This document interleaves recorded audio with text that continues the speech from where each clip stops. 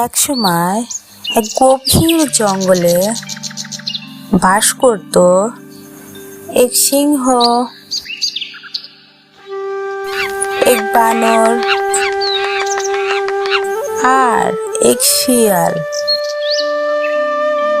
তারা তিনজন ছিল বন্ধুর মতো, অন্তত বাইরে থেকে তেমনই মনে হতো। কিন্তু তিনজনের স্বভাব ছিল আলাদা। সিংহ ছিল শক্তিশালী ও অহংকারী, বানর ছিল দয়ালু কিন্তু বোকা, আর শিয়াল ছিল চতুর ও কৌশলী। তিন বন্ধু একদিন ঠিক করলো তারা একসাথে শিকার করবে এবং শিকার ভাগ করে খাবে। সকালে সবাই মিলে বেরিয়ে পড়ল।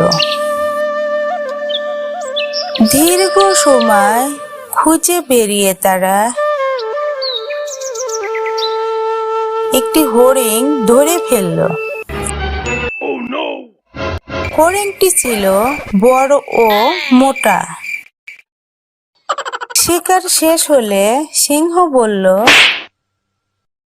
বানর, তুমি খুব সুবুদ্ধি সম্পন্ন।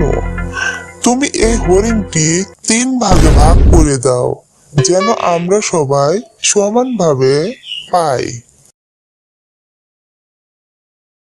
বানর খুশি হয়ে হরিণটিকে সমান 3 ভাগে ভাগ করলো।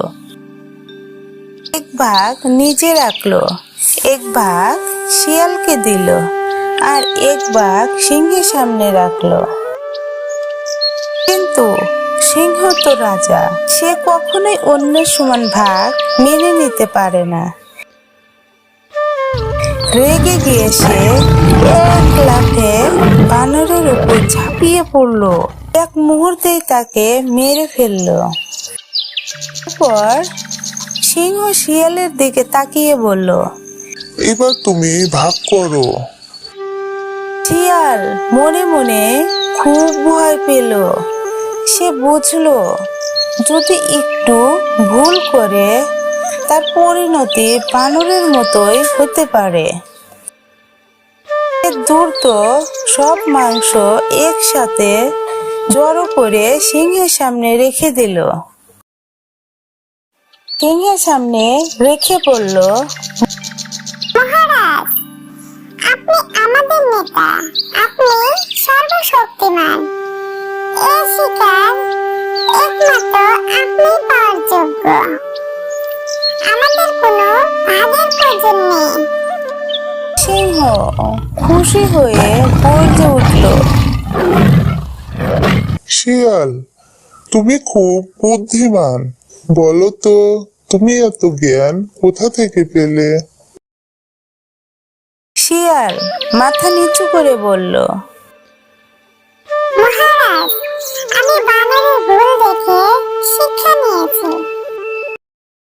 সিংহ মুচকি হেসে বলল, বেঁচে থাকো শিয়াল, তুমি অনেক দূর যাবে। এই গল্প থেকে আমরা দুটি গুরুত্বপূর্ণ শিক্ষা পাই।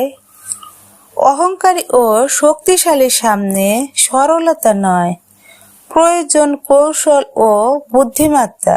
বুদ্ধিমত্তা তারা যারা অন্যের ভুল দেখে শিক্ষা নেয় এবং নিজের বিপদ এড়াতে জানে।